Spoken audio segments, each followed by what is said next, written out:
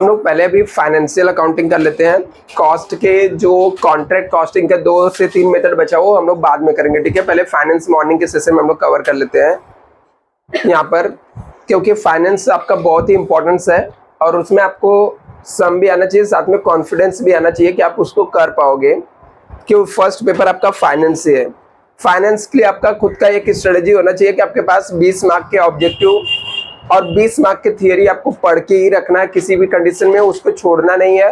और ट्राई करना कि ऑब्जेक्टिव तो आपको 24 जो भी आएगा 24 के 24 राइट लिखो, क्योंकि वहां से यदि आपको 20 मार्क्स मिलता तब किसी भी हाल में आप फेल नहीं होगे, क्योंकि जितना हम लोग सम सीखेंगे यदि आप गलत सही सब एक सम को अटेम्प्ट किए तो ऑटोमेटिक आप पास हो जाओगे। तो आपका टारगेट 20 मार्क के ऑब्जेक्टिव राइट करने का होना ही चाहिए, मतलब उसके लिए भी टाइम निकाल के एक दिन 1 घंटा 2 घंटा डेली आधा घंटा पढ़ो उसको, तो इससे आपका एक बहुत अच्छा बेनिफिट रहेगा। दूसरा थियरी, कोई भी थियरी आपको पूछा जाएगा तो उसको आपको थियरी को क्या करना है, लिख कर ही आना है, चाहे उसमें रॉन्ग राइट कैसे लिखना है वो आपको देखना है, बट ट्राई करना लिखना, कोई भी एक सिंगल क्वेश्चन छोड़ना नहीं वहां पर। तो इसके अलावा बाकी जो प्रैक्टिकल हो मैं आपको बताता हूँ कि कैसे हम लोग को सॉल्व करना है और फाइनेंशियल अकाउंटिंग के अंदर कौन कौन से चैप्टर है। फाइनेंशियल अकाउंटिंग यहाँ पर कौन कौन से चैप्टर है जिसमें से हम लोग किसके ऊपर ज्यादा फोकस करेंगे। एक्सेप्ट कर दे, कोई न्यू है नया कोई है। अभी यहाँ पर इसके अंदर जो चैप्टर मैं बता रहा हूँ कि कौन से स्ट्रेटेजी से हम लोग को चलना है, अभी बचे हुए 4 से 5 दिन में कौन से स्ट्रेटेजी हम लोग को सॉल्व करना है।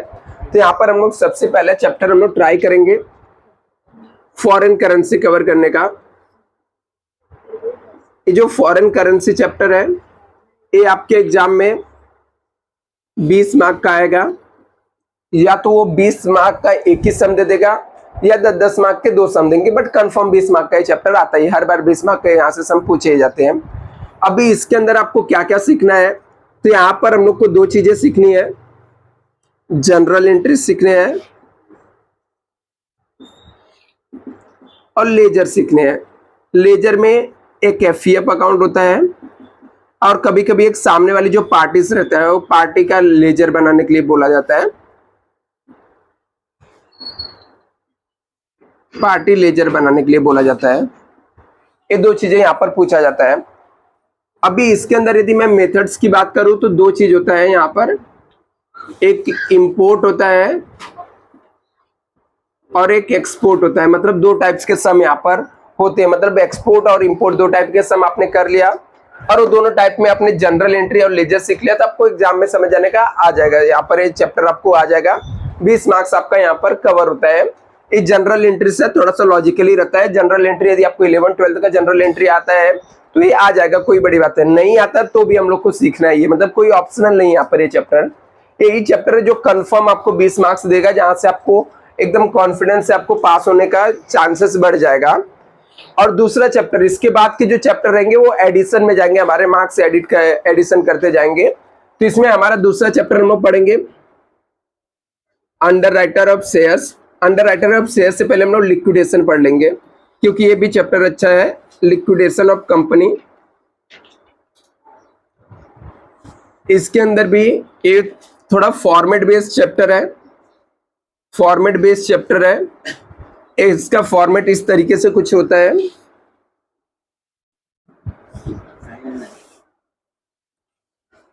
इस तरीके से होना, मतलब यहाँ पर रिसिप्ट होता है और यहाँ पर पेमेंट होता है।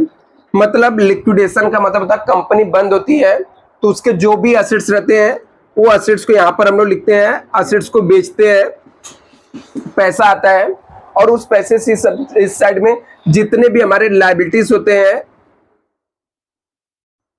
या एक्सपेंस होते हैं वो सबको हम लोग क्या करते हैं, पे करते हैं। तो एकदम सिंपल लॉजिक वाला चैप्टर है। यहाँ पर आपको क्या करना है, जो भी हमारे पास प्रॉपर्टी रहेगा उसको कितने में बिका कितने में सोल्ड हुआ वो सब कुछ दिया रहेगा, सबको यहाँ पर लिखने का।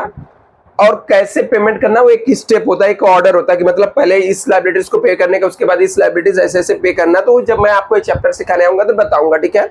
वो सिर्फ आपको स्टेप आपको याद रखना है, उसी स्टेप से उसका पैसा यहाँ पे लिखते हुए जाने का, समझ जाने के चैप्टर भी आ जाएगा। आप रॉन्ग राइट करोगे तो 10 मार्क का सम रहेगा तो 5-6 मार्क्स मिलेगा, 20 मार्क का सम रहेगा तो आपको 8-10-12 मार्क्स मिल जाएगा। एकदम ही सिंपल चैप्टर, मतलब ये एकदम ही सिंपल, बस आपको ऑर्डर याद रहना चाहिए कि किसको कब पेमेंट करना है। इसमें भी यदि टाइप्स की बात करें तो दो टाइप्स के सम हम लोग यहां से कवर करेंगे। एक फुल्ली पेड अप शेयर्स के लिए रहेगा और एक पार्टली पेड अप शेयर्स का। दो टाइप्स के सम हम लोग यहां से कवर कर लेंगे। इसके बाद हम लोग आते हैं under writing of shares and debenture. Shares and debenture, अच्छी बात है कि इसके भी फॉर्मेट बेस्ड चैप्टर है। यहां पर भी एक फॉर्मेट होता है, जितने भी अंडर राइटर रहते हैं उतने कॉलम हम लोग बनाते हैं। यहाँ पर ए बी सी मान लो अंडर राइटर है, तो यहाँ पर हम लोग ग्रॉस लायबिलिटीज लिखते हैं। तो यहाँ पर ग्रॉस लायबिलिटीज होता है सबसे पहले, इसके अंदर से हम लोग लिस्ट करते हैं मार्क एप्लीकेशन, जो बैलेंस आता है उसमें से लिस्ट करते हैं, अनमार्क एप्लीकेशन करते हैं,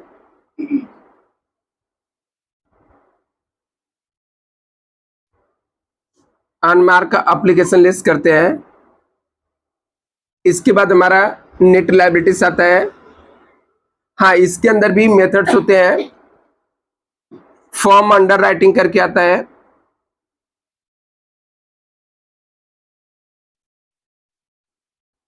और एक जनरल इंटरेस्ट टाइप भी आता है, तो कभी कभी जनरल इंटरेस्ट भी पूछ सकता है। तो ये सब चीजें यहाँ पर है। तो 3 चैप्टर ये हम लोग को करना है।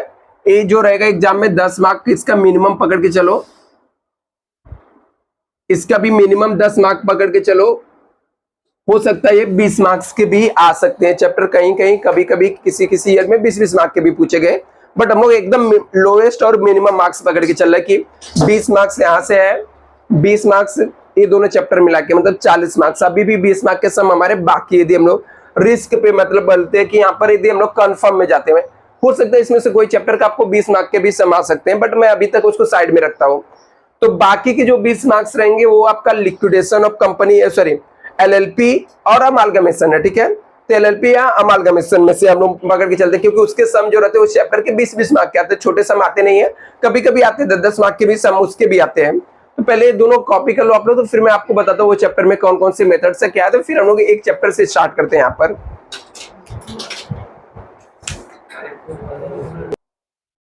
इसके बाद के 2 जो चैप्टर है वो मैं इसको रब करके इसके नीचे ही लिखता हूँ। आप लोग के पास भी जगह नहीं रहेगा तो नीचे लिखना, अदरवाइज जगह रहेगा तो उसमें ही कंटिन्यू कर लेना आगे। ये 3 चैप्टर हो गया।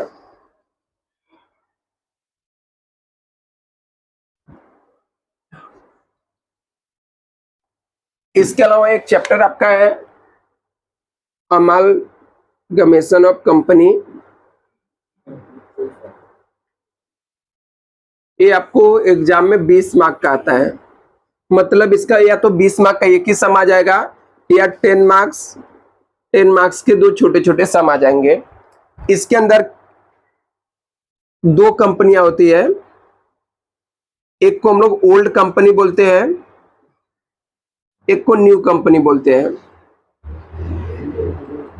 न्यू कंपनी में जनरल इंटरेस्ट पूछा जाता है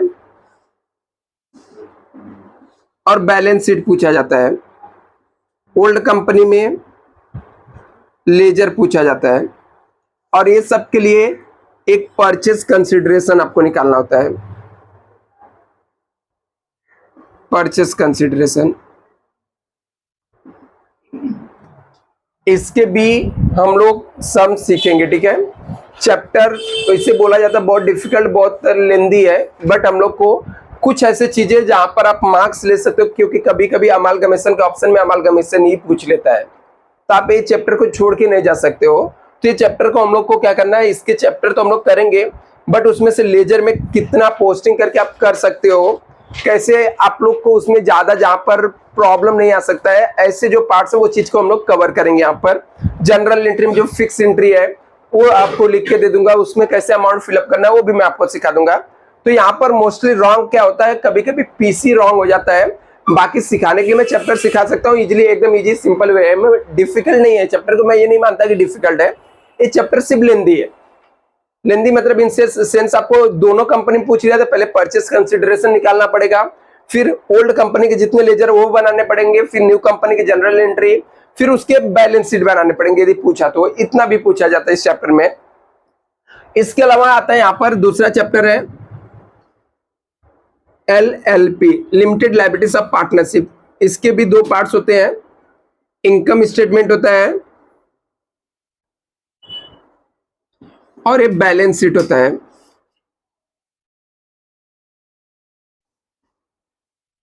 अभी ये भी चैप्टर कोई डिफिकल्ट चैप्टर नहीं है, लेकिन लेंदी है, सबके शेड्यूल बनाने पड़ते हैं, पूरा फॉर्मेट बेस्ड चैप्टर है। चैप्टर का फॉर्मेट याद है तो आपको इसके अंदर पुट कर सकते हो। मतलब क्या होता है यहाँ पर, LLP आपका लिमिटेड लायबिलिटीज पार्टनरशिप, 12th का पार्टनरशिप फाइनल अकाउंट्स रहता है, लेकिन वो पार्टनरशिप फाइनल अकाउंट्स को हम लोग यदि कंपनी में कन्वर्ट कर देते हैं, कंपनी बना देते हैं, तो कंपनी का बैलेंस शीट वर्टिकल फॉर्म में बनता है। तो वर्टिकल फॉर्म का आपको फॉर्मेट यदि याद है, पूरा फॉर्मेट के इसके कुछ 20-22 शेड्यूल जाएंगे, वो शेड्यूल आपको याद है तो शेड्यूल लिखने का सिर्फ अमाउंट पुट करने का और अमाउंट टोटल मार्क लिख देने का। चैप्टर एकदम ही सिंपल है, ठीक है, डिफिकल्ट इसमें है नहीं, सब कुछ आपको दिया रहेगा ट्रायल बैलेंस में, उठा के बस उसको पोस्टिंग करना रहेगा।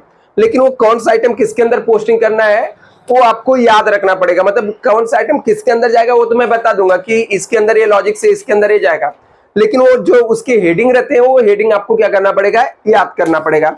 यदि आप वो याद कर सकते हो तो इस चैप्टर के भी मार्क्स आपको मिल जाएंगे। तो यहाँ पर हम लोग कुछ चैप्टर कोई भी स्किप नहीं करेंगे, भले से हम लोग हर एक चैप्टर के एक एक दो ही सम सॉल्व करेंगे, चैप्टर सब करेंगे। इसलिए करेंगे क्योंकि यहाँ पर कभी आपको इसके ऑप्शन में कुछ ऐसा डिफिकल्ट पूछ लिया, आपको नहीं समझता है, तो एटलीस्ट आप उठा के आइटम पोस्टिंग करके आए, रॉन्ग राइट पोस्टिंग करके आओगे तो 20 में से 7 मार्क्स, 8 मार्क्स, 10 मार्क्स, जितना आपका राइट पोस्टिंग रहेगा उसके मार्क्स मिलेंगे। यदि आप पूरा चैप्टर छोड़ के जाओगे तो पोस्टिंग करोगे नहीं, क्योंकि आपको आपके माइंड में रहेगा कि आपने पढ़ाई नहीं है, फिर ये चैप्टर के सम को ही आप छोड़ दोगे, डायरेक्टली उसको देखोगे नहीं, ठीक है। दूसरा आपको नहीं भी आता रहेगा तो पूरा ही छोड़ दोगे। इसलिए किसी भी चैप्टर में हम लोग कुछ भी छोड़ेंगे नहीं, आपको उसके बारे में बेसिक चीजें पता रहना चाहिए, कितना कर सकते हो, यदि मान लो उसके डिफिकल्ट कोई चीज आ गया तो कितना उसको हैंडल कर सकते हो ये पता होना चाहिए और कैसे करना है। इसलिए मैं हर एक चैप्टर के दो सम, एक सम आपको सिखाऊंगा, भले से कितना भी लेंदी रहे।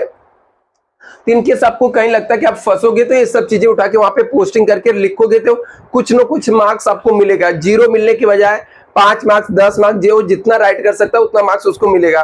तो यही अपना बेस स्ट्रेटेजी रहेगा आपको कर रहा है। सबसे पहले हम लोग फॉरेन करेंसी को स्टार्ट करते हैं। यहाँ पर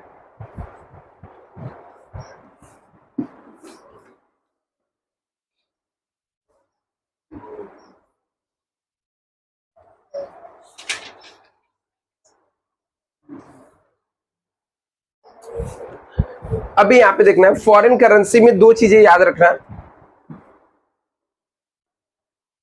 एक तो फॉरेन करेंसी अकाउंटिंग स्टैंडर्ड, इसका शायद से 13 या 11 है,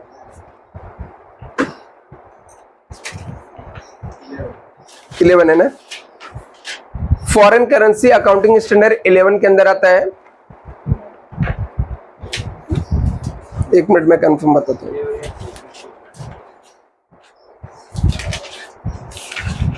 इसका इसलिए याद रखना कि इसके ऊपर आपको ऑब्जेक्टिव पूछा जाएगा फॉरेन करेंसी का।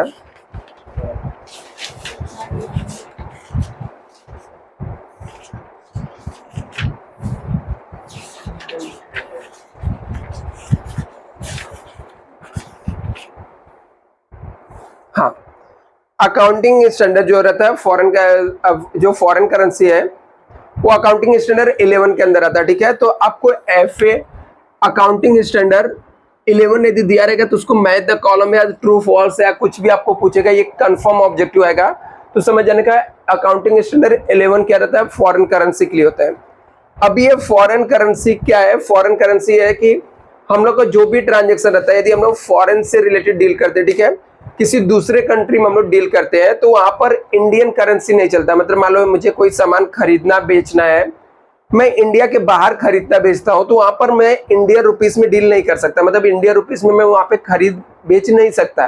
तो ऐसे में मेरे लिए ऑप्शन रहता है कि हम लोग फॉरेन का एक स्टैंडर्ड करेंसी हम लोग यूज करते हैं, उसमें डॉलर हो सकता है, यान हो सकता है, ऐसे बहुत सारे करेंसी मोस्टली, बट हमारे सिलेबस में हम लोग डॉलर के बारे में पढ़ते हैं कि कोई भी सामान हम लोग सामने वाले से यदि खरीदते हैं तो उसको पेमेंट करते समय हम लोग डॉलर में पेमेंट करेंगे, और सामने वाले को यदि कोई सामान बेचते हैं तो उसे हम लोग किस में रिसीव करेंगे, डॉलर में।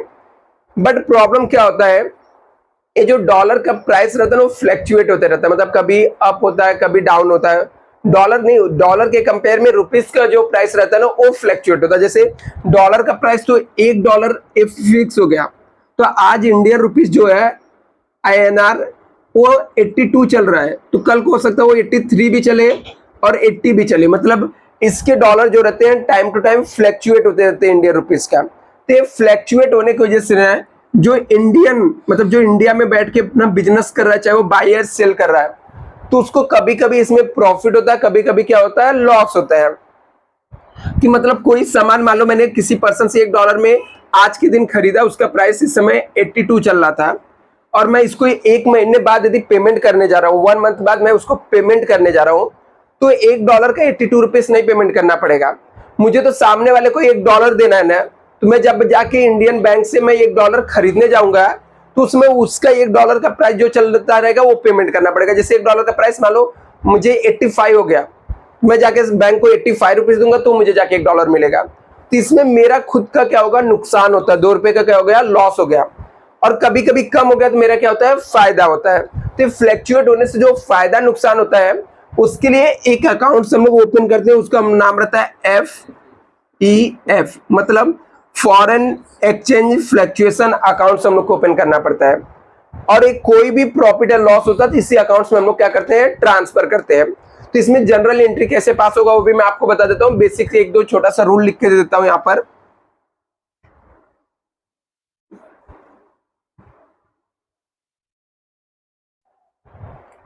और कुछ मैं जनरल एंट्री बताऊंगा वो फिक्स रहेगा, वही एंट्री बार बार रिपीट करने का। सबसे पहले मैं आपको यहाँ पे लिख के दे देता हूँ कुछ चीजें यहाँ पर। जैसे सिंपल सा रूल है, कैश आया तो डेबिट करने का,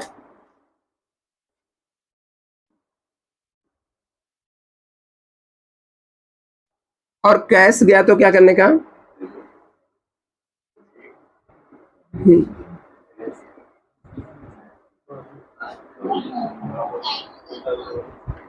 एक मिनट, अच्छा क्या हुआ, नहीं दिख रहा है?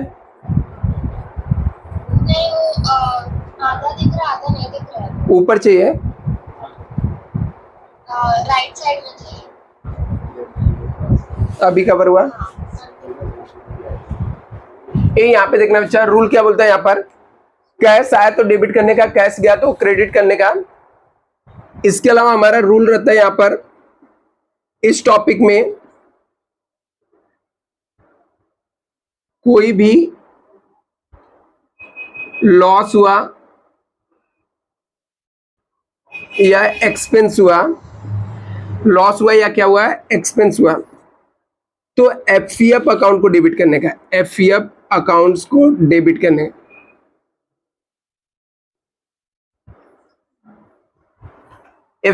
FEF अकाउंट को क्या करने का, डेबिट करने का। हाँ,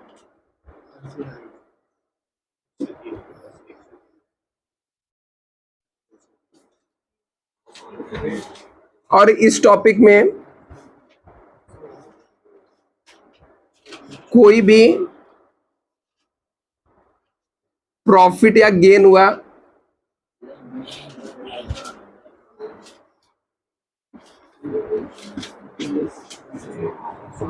FEF अकाउंट्स को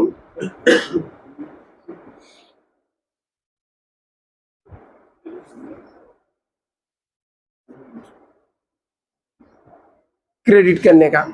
बस इतना चीजें यहाँ पर जल्दी से आप लोग लिख लो, नोट डाउन कर लो, उसके बाद हम लोग सम पे आते हैं जनरल एंट्री बता के। सर फोटो भेजिए ना। हाँ, हो गया क्या कॉपी करके? ये देखो हम लोग का बहुत बेसिक, इसको दिव्या इसको एक्सेप्ट कर। हमारा सिंपल सा रूल क्या है यहाँ पर, क्या बोलता है कि कैश आया तो डेबिट करने का, कैश गया तो क्रेडिट करने का। कैश कौन सा अकाउंट होता है, रियल अकाउंट होता है। रियल अकाउंट का रूल बोलता है debit what comes in, credit what goes out. मतलब आया तो डेबिट करने का, गया तो क्रेडिट करने का, बस उसको ही मैंने लिख के दिया हूँ। दूसरा रूल नॉमिनल अकाउंट्स का होता है। नॉमिनल अकाउंट का रूल बोलता है debit the all expenses and losses, credit all income and gain. But उस चीज को हम लोग यहाँ पर FEF के नाम से यूज करते हैं। यदि कोई भी एक्सपेंस कोई भी लॉस हुआ तो FEF अकाउंट को डेबिट करने का, कोई इनकम और कोई प्रॉफिट हुआ तो FEF अकाउंट को क्या करने का, क्रेडिट करने का। ठीक है, बेसिकली हमारा दो यहाँ पर रूल है। एक पर्सनल अकाउंट का रूल भी यूज होता है, वो रूल क्या बोलता है, debit the receiver credit the giver. मतलब यदि कोई पर्सन रिसीव कर रहा है तो उसे डेबिट करने का, कोई दे रहा है तो उसे क्या करने का, क्रेडिट करने का। अभी मैं बेसिकली यहाँ पर आपको एंट्री बता देता हूँ पहले, उसके बाद हम लोग सम सॉल्व करते हैं, और कुछ सिर्फ कुछ ही एंट्री मैं बताने वाला हूँ।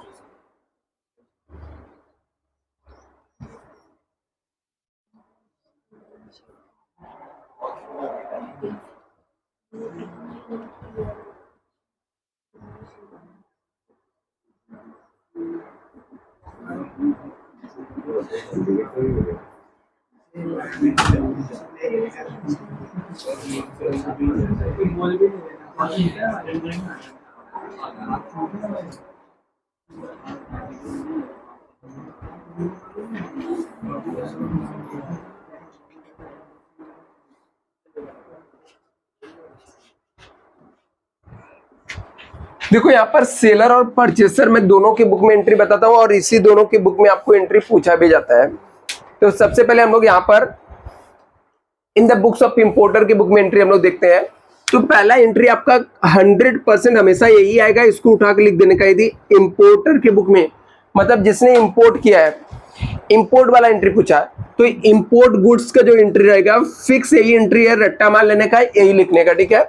एंट्री रहता है import purchase account debit, import purchase account debit to party account. Party मतलब कौन? सेलर। सेलर का नाम रहेगा जिसके पास से हम लोगों ने सामान खरीदा, ठीक है। तो जो जिसके पास से परचेस किया, तो import purchase account debit to सामने वाले पार्टी का नाम लिख देने का। क्या चाहिए? नीचे मार्कर नहीं बच्चा, नीचे वाले क्लास में कौन सा स्टैंडर्ड का लेक्चर चल रहा है? इधर एक दूसरा 11 चल लेके जा, ट्राई कर चल रहा है क्या? दे दे। ये देखो यहाँ पे क्या लिखा है, इंपोर्ट गुड्स किया, तो import purchase account debit to सामने वाले जो पार्टी रहेगा, पार्टी अकाउंट्स को क्या कर देने का, यहाँ पर क्रेडिट कर देने का। दूसरा, एक पेमेंट की एंट्री आएगी। पेमेंट करते समय प्रॉफिट भी हो सकता है और क्या हो सकता है, लॉस। जब पेमेंट करते समय मींस पेमेंट करते समय यदि प्रॉफिट हुआ, मतलब क्या होता है, डॉलर के कंपेयर में रुपीस की वैल्यू क्या हो गई, कम, मतलब तभी प्रॉफिट होगा ना। मुझे किसी को यदि मुझे 80 रुपए देना है, अभी उसकी वैल्यू और स्ट्रांग होगी, मान लो यदि 78 हो गया, तो ही प्रॉफिट होगा। देना था 80 और मुझे दे रहा है वो कितना, मैं 78, तो मतलब 2 रुपए का प्रॉफिट हुआ। तो ऐसे में आपको ये याद रखना है कि वहां पे देखना, आपको प्रॉफिट से सिर्फ शायद से नहीं समझेगा, इसलिए मैंने लिखा, ठीक है। यदि हमारे रुपीस का कम होना मतलब हमारा स्ट्रांग होना, प्रॉफिट होना होता है, ठीक है। तो ऐसे में पेमेंट की एंट्री भी फिक्स है, चाहे एक बार पेमेंट करे चाहे 10 बार पेमेंट करे, एंट्री यही सेम आने वाली, ठीक है। तो जिसको पेमेंट करेंगे वो पार्टी को क्या कर देने का, डेबिट कर देने का। पार्टी को क्या कर देंगे हम लोग, डेबिट कर देंगे। पार्टी अकाउंट्स डेबिट हो जाएगा, टू कैश बैंक अकाउंट क्या हो जाएगा, क्रेडिट हो जाएगा। कैश बैंक अकाउंट क्या हो जाएगा, पार्टी अकाउंट डेबिट हो जाएगा। पहले मैं यहाँ पर सिर्फ इंपोर्टर का लिखता हूँ क्योंकि वो मुझे जगह यूज करना पड़ेगा, ठीक है। कर सकते हैं ना, हाँ, जैसे ये 2FF अकाउंट डाल के अमाउंट डालने में तो नहीं चलेगा। 2FF account, import purchase account debit है, फिर अपना जिससे हम लोग सेल किए ना, उसको डाल दिए हैं क्रेडिट पे। 2FF का जो प्रॉफिट हुआ तो डाल देंगे। वो डिफरेंस आता है बच्चा, वो रुक जाओ बताता हूँ तो, ठीक है। तो पार्टी अकाउंट्स को डेबिट करेंगे, टू कैश बैंक अकाउंट क्या हो जाएगा, क्रेडिट हो जाएगा। क्यों? क्योंकि यदि हम लोगों ने इंपोर्ट किया बच्चा, तो जितनी भी एंट्री रहेगी ना, सब में कैश बैंक अकाउंट क्रेडिट ही होगा, कभी भी डेबिट नहीं होगा। इंपोर्ट वाले केस में ये याद रखना, एक साइड का एंट्री फिक्स है कि कैश बैंक क्या होने वाला, क्रेडिट ही होने वाला, क्योंकि हम लोग हर बार क्या करने वाले हैं, पे करने वाले हैं। पे करेंगे तो हमारे पास से कैश जाएगा। कैश का रूल क्या है, आया तो डेबिट करने का, गया तो क्रेडिट करने का। तो हम लोग पेमेंट करेंगे, चाहे एक बार एंट्री आए चाहे 10 बार एंट्री आए, हमेशा यही एंट्री आएगी। और यदि मान लो मुझे इसमें प्रॉफिट हो रहा है, जैसे मान लेते कि मुझे सामने वाले से जब मैंने खरीदा था ना, वहां पे मुझे 80 रुपए देना था, तो मुझे इसको देना कितना चाहिए था, 80 देना चाहिए था। बट मेरा कैश स्ट्रांग, रुपीस स्ट्रांग हो गया, तो मैं इसको कितना दे रहा हूँ, 78। इसका मतलब मुझे प्रॉफिट हुआ ना, तो प्रॉफिट हुआ तो FF अकाउंट क्या करेंगे हम लोग, क्रेडिट करेंगे। कितने से प्रॉफिट होगा, 2 रुपए से। तो ये अमाउंट का भी टेंशन मतलब, बस याद रखना, पेमेंट करते समय सामने वाली जो पार्टी रहेगा उसको डेबिट करना है, और कैश बैंक क्या होगा, क्रेडिट होगा। और हर एक सम मतलब एक ये एंट्री फिक्स है, दूसरी ए, और ये पेमेंट वाली 10 बार पेमेंट किए रहेंगे तो 10 बार सेम एंट्री आएगा। सिर्फ चेंजेस क्या होगा, एफईएफ का, या तो एफईएफ डेबिट होगा या तो एफईएफ क्या होगा, क्रेडिट होगा। जैसे यदि यहां पर पेमेंट करते समय हम लोग को लॉस हो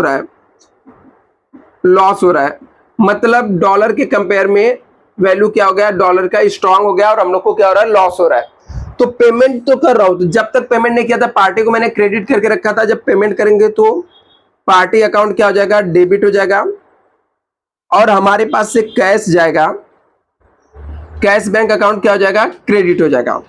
मान लेते मुझे देना था इसको सामने वाले का 80 रुपीज, बट आज हम लोग को डॉलर का वैल्यू गिरने, रुपीज की वैल्यू गिरने की वजह से हम लोग को इसको 83 रुपीज देना पड़ रहा है।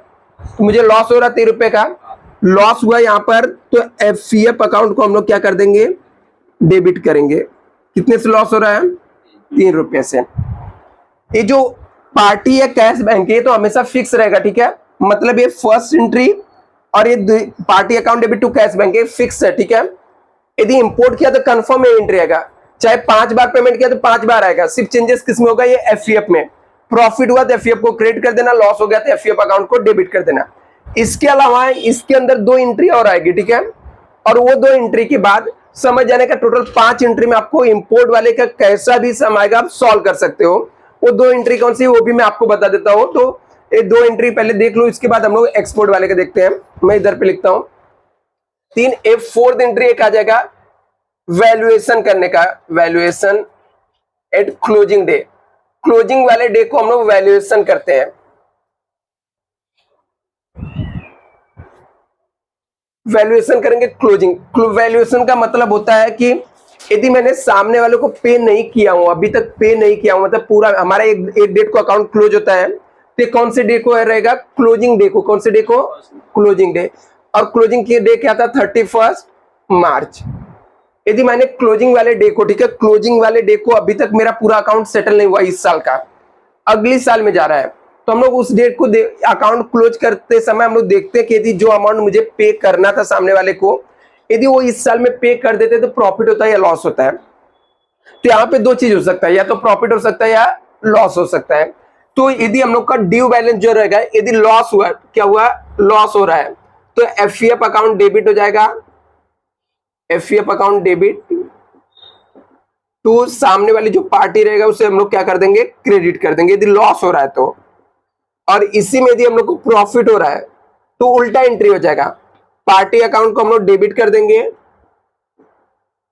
और एफईएफ अकाउंट क्या हो जाएगा, क्रेडिट हो जाएगा। एक और एंट्री आता है, एफईएफ को ट्रांसफर करना पड़ता है, transfer to profit and loss account में। ओवरऑल हम लोग पूरा कैलकुलेट करते हैं कि पूरा हम लोग को, जैसे कहीं पे एक जगह प्रॉफिट हुआ एक जगह लॉस हुआ, प्रॉफिट वाला ज्यादा है, ठीक है, तो प्रॉफिट वाले को ट्रांसफर करना पड़ेगा, यदि लॉस वाला ज्यादा है तो लॉस वाले को ट्रांसफर करना पड़ेगा। तो यदि प्रॉफिट में बैलेंस आ रहा है, प्रॉफिट बैलेंस आ रहा है, तो ऐसे में प्रॉफिट को ट्रांसफर करने के लिए एफईएफ क्रेडिट हो जाएगा और profit and loss account debit हो जाएगा, profit and loss account debit to FEF account. यदि हम लोग को यहाँ पर लॉस बैलेंस आ रहा है तो उल्टा एंट्री आ जाएगा, एफईएफ अकाउंट डेबिट टू, यही एंट्री पूरा हम लोग को है। मतलब इतना आपको आता था समझ जाने का, इंपोर्ट वाला आ गया पूरा और एक्सपोर्ट वाला भी पूरा आ गया। कैसे आया मैं बताता हूं, पहले आप लोग ये इंपोर्ट वाला कॉपी करो, सेम यही चीज हम लोग को एक्सपोर्ट में आता है, उल्टा आएगा, बस यहाँ पे रिवर्स आएगा। सुजल फोटो भेज, अच्छा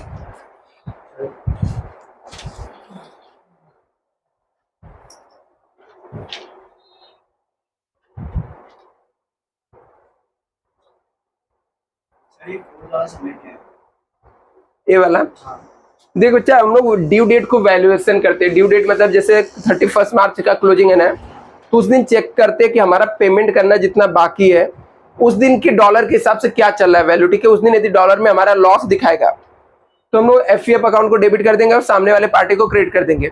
यदि हम लोग का डॉलर के कंपेयर में रुपीस का वैल्यू कम हुआ तो हमारे लिए प्रॉफिट हुआ, तो हम लोग उल्टा एंट्री पास कर देंगे, party account debit to FEF account कर देंगे। अभी जब हम लोग सम सॉल्व करेंगे देखना आपको समझेगा अच्छे से। कहाँ पे FEF transfer to profit and loss account, profit balance लिखा हुआ है, profit and loss account debit to FEF PNL है।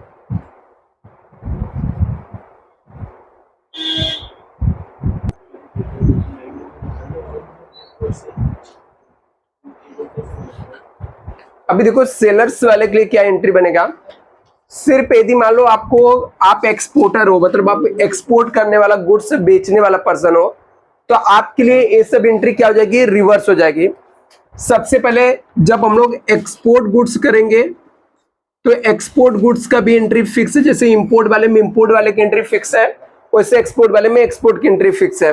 तो जिसको एक्सपोर्ट करेंगे उस सामने वाले पार्टी को डेबिट कर देने का, तो पार्टीज अकाउंट क्या हो जाएगा, डेबिट हो जाएगा, to export sales account credit हो जाएगा।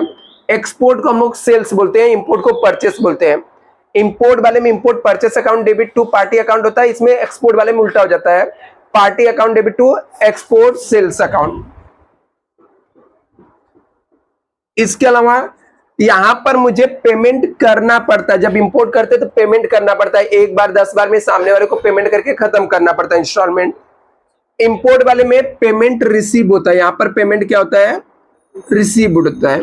जब से रिसीव्ड होना मतलब हमारे पास पैसा आ रहा है, पेमेंट करना मतलब पैसा जा रहा है। और मैंने एक ही रूल लिखा के दिया हो पैसे के लिए, कैश आया तो डेबिट करने का, कैश गया तो क्रेडिट। यदि मैं रिसीव कर रहा हूं तो कैश आएगा तो कैश अकाउंट डेबिट हो जाएगा, कैश बैंक अकाउंट डेबिट। अभी जब तक ये सामने, अभी यहां पर रिसीव होते समय हम लोग को प्रॉफिट भी हो सकता है और लॉस भी हो सकता है, जैसे वैल्यू कम ज्यादा हुआ रहेगा उसके ऊपर डिपेंड करता है। यदि प्रॉफिट हो रहा है तो cash bank account debit to party accounts को क्रेडिट कर देंगे, और यहां पर हम लोग को क्या हो जाएगा, एफईएफ अकाउंट क्या हो जाएगा, क्रेडिट हो जाएगा। या मैं यहां पर लॉस वाला लिखता हूं, ठीक है। यदि पेमेंट रिसीव करते समय हम लोग को लॉस हो रहा है, ठीक है, तो लॉस हो रहा है मतलब हमारे डॉलर की वैल्यू क्या हो गई है, जब मैंने सामने वाले को बेचा तो उसको बेचा था 100 रुपए की मान लो रेट में, और आज के दिन जब जिस दिन मुझे पेमेंट मिला उस समय उसके वैल्यू 95 हो गया, तो इसका मतलब मुझे लॉस हो रहा है। लॉस हुआ तो एफईएफ अकाउंट को हम लोग क्या कर देंगे, यहाँ पर डेबिट कर देंगे। यदि लॉस हुआ तो एफईएफ अकाउंट क्या हो जाएगा, डेबिट हो जाएगा। फॉर एग्जांपल जब बेचा था 100 का रेट में था, जब रिसीव हो रहा है तो 95 पर डॉलर हो गया, इसका मतलब $5 का मुझे क्या हो रहा है, लॉस हो रहा है। दैट्स ऑल, ठीक है। अभी थर्ड यहां पर पेमेंट, ठीक है, यहां पर रिसीव का हो गया, और पेमेंट रिसीव, पेमेंट रिसीव होते समय दो कंडीशन हो सकता है, या लॉस होगा या क्या होगा, प्रॉफिट होगा, ठीक है। यदि प्रॉफिट हुआ, पेमेंट रिसीव हुआ तो entry fix, cash bank debit होगा और सामने वाले पार्टी क्या हो जाएगा, क्रेडिट हो जाएगा, ये फिक्स है।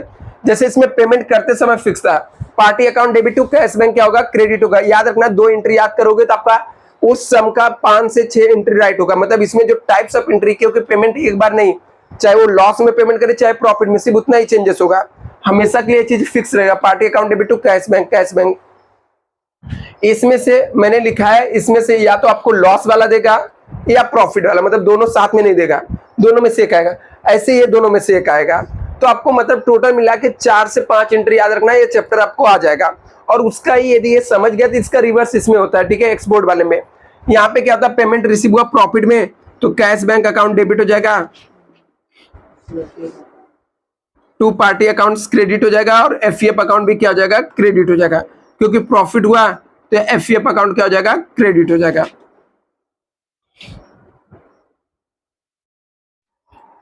अभी वैल्यूएशन की एंट्री, यहां पर यदि हम लोग वैल्यूएशन करेंगे तो वैल्यूएशन करते समय हमारे पास दो चीज हो सकता है, या प्रॉफिट होगा या क्या होगा, लॉस होगा। प्रॉफिट हुआ तो पार्टी अकाउंट डेबिट कर देंगे, एफईएफ अकाउंट क्या हो जाएगा, क्रेडिट। यदि वैल्यूएशन करते समय लॉस हुआ तो एफईएफ अकाउंट डेबिट हो जाएगा और पार्टी अकाउंट क्या हो जाएगा, क्रेडिट हो जाएगा। इसके बाद ईयर के एंड में एफईएफ को ट्रांसफर करना पड़ता है, FEF transfer to profit and loss account, FEF transfer to profit and loss account year के एंड में। तो इसमें भी दो होता है। यदि यहां पर हम लोग को क्या हुआ, प्रॉफिट में बैलेंस आया, प्रॉफिट में बैलेंस आया तो profit and loss account debit हो जाएगा और एफईएफ अकाउंट क्रेडिट हो जाएगा। यदि लॉस में बैलेंस आया तो एफईएफ अकाउंट डेबिट हो जाएगा और profit and loss account credit हो जाएगा। एफईएफ का फुल फॉर्म क्या होता है? हाँ, यदि किसी को पता नहीं तो मैं बता देता हूँ, फॉरेन एक्सचेंज फ्लक्चुएशन अकाउंट। ये एंट्री कॉपी कर लो, अभी हम लोग प्रैक्टिकल सम निकाल के सॉल्व करते हैं, फिर आपको ज्यादा अच्छे से क्लियर होगा। एग्जाम में एफईएफ वर्ड यूज करके चलेगा ना? चलता है।